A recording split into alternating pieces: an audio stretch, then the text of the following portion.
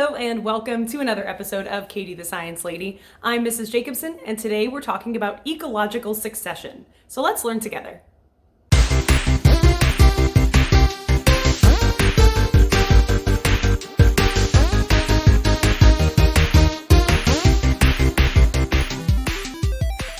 All right, guys. Have you ever wondered what happens when a volcano erupts and makes an island? Like if I think about Hawaii started as a volcano. How did it become so green and pretty and like full of life if it's an island? This is where succession comes in. So we're going to talk about how that happens today, because thinking about a volcano, it's just rocks. How on earth does it come to be so beautiful? And this is something we're going to explore in a couple of different ways today. Succession, like it says here, is the change of an ecosystem over time. So an ecosystem doesn't stay the same all the time. When we look at that volcano, it's not just rock forever. Obviously, it took a long time to become an actual island with birds and animals and lots of plants everywhere. But these disruptions caused by either nature or humans, they take a long time to cause these small changes. When I think of succession, I kind of think of it as like an evolution for the Earth. It's change over time, and it takes a long time for this to happen. So it's a process that you can actually see happening, but it does take years, usually hundreds and hundreds of years. In the case of volcanoes, sometimes thousands of years. So there's a couple of different ways that this disruption can occur. We can have flooding, you can have forest fires, volcanoes like we mentioned, you can have tornadoes, you can have hurricanes, logging can kind of disrupt this. There's lots of things that can happen. Some of these are in response to humans, so logging would be something humans do. Forest fires would be something that humans can cause. That would be an environmental disruption. Building cities and towns would be an environmental disruption caused by humans. If we cut down all the trees and clear all the plant life from an area, we are causing a huge environmental disruption. And succession can sometimes occur, and I'll explain that a little bit more. Mental note to myself to talk about zombies. So the first type of succession we're talking about is primary succession. This one is easy to think about because it happens first. It happens places where there's no soil. So if you think about, well, where is there no dirt? Where is there no soil? This is our volcano situation. So when a volcano erupts, we have that magma that turns into lava, and lava hardens into rock. So lava, it doesn't stay liquid all the time. It becomes rock. And that rock is just plain. It doesn't break down very easily. It takes time to do that. And again, volcanic eruption is what I'm talking about. Sometimes a glacier or a really big chunk of ice can melt or move, and that would uncover bare rock as well. So whatever the situation is, we're starting with bare rock here at the bottom. We start by species populating this area from small to large. That is the one most important thing to learn about succession, is that it happens basically size-wise. The first species that are the pioneer species, or pioneer thinking like the first new species in an area, they're going to be small, like lichens or mosses, those things you see growing on the side of rocks or trees. They don't need a lot of soil, but as they grow, they create soil because their roots can break down rocks into smaller pieces. So the first species are going to be very small, very low-lying. Ferns can start to grow, as you see in picture 3 here. There's some low grasses and ferns. And then over time, bigger plants with deeper roots can start to grow as those first pioneer species break down the soil. So as they grow and get bigger, eventually an entire ecosystem will form. We'll have bushes and shrubs and trees of all kinds. And when we get to this point, we call it a climax community. Climax being like the key, the top point of the ecosystem. So it's healthy, it's mature, it's got a wide variety of different species of plant life, and that would be the end of succession. So as that ecosystem grows and becomes healthy and stable, that's what we're looking at for the end point. So again, primary succession, the key here is that there is no soil. I think of it as bare rock. Secondary succession is slightly different. It happens when we have an existing ecosystem and some sort of disturbance occurs. Like there's a forest fire, which may burn down grasses and shrubs and trees, but a forest fire isn't going to burn the soil. Soil will still be there. So those are some of my examples here. So a wildfire can burn everything, soil remains.